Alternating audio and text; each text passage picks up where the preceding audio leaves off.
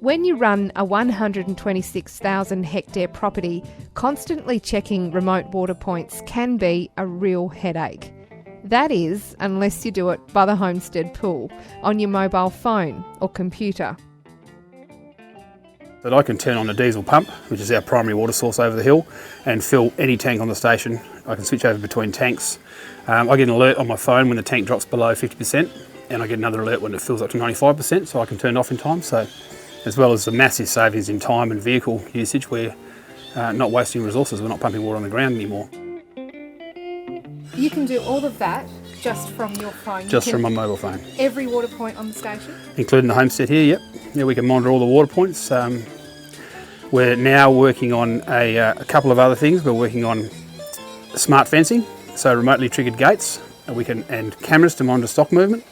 So for instance, on a water trap, we'll be able to fill up, watch the goats come in, and when there's 50 or 60 inside, we can trigger the gate and drop it on them.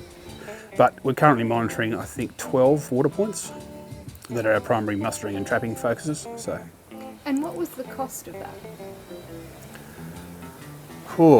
Let me think. The original Wi-Fi hookup probably cost $20,000 plus the towers we had to install, so I would say in the neighbourhood of $30,000 to $35,000. And I think the rest of it's come in around $100,000 to put it all up. So all up about 135? 135, yeah, 140,000. But you compare that, I think in this first summer, we've saved $25,000 in vehicle and staff costs alone on trough runs.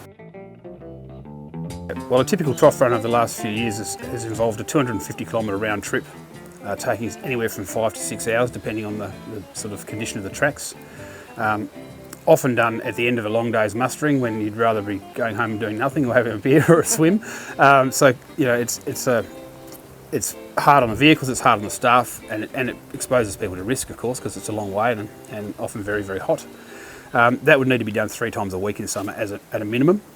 And we're currently doing it about once a fortnight just to clean troughs and physically check that the signals we're getting from our installations are exactly what they're saying. So we've reduced our costs, I would say, in the order of $30,000 this summer alone. I mean, even just to start that diesel pump, it's an hour away from the homestead. And to start it or to stop it, we used to have to drive up there. So in the past, I'd be sitting here after dinner at 9 o'clock at night and I'd go, oh, bugger, I've got to go over the hill and turn the pump off. And I don't have to do that anymore, just pick up my phone. The first thing we did was install Wi-Fi to the homestead. So we've got a copper to the node service in town at a friend's house. We basically installed another node for the NBN at their house, and that is beamed about 14 kilometres to the jump up, which is the top of our property. Then it comes back to the tanks by the homestead here and down to the houses. So that was the first step. Then it's a point-to-point Wi-Fi network up the backbone of the station, and coming out of that is 900 megahertz carrier waves, I guess is the word to put it, carrier signals to all of our base stations and tank installations and repeaters.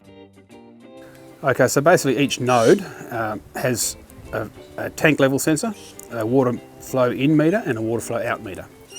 And so we get a graph, and you can look at that graph daily, weekly, monthly, yearly, and it's very quick. It doesn't take long for your brain to get around the trends in that graph, so that you can just, at a glance, you can see whether something's wrong.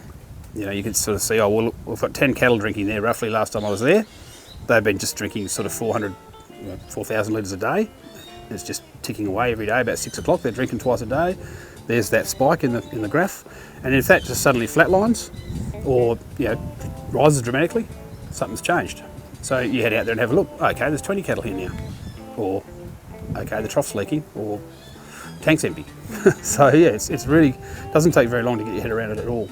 And that then negates the need for actually having a camera to physically monitor it, because cameras are actually quite expensive. They use a lot of data, whereas this, and we're getting an update every sort of 3 minutes. Each station around the station updates.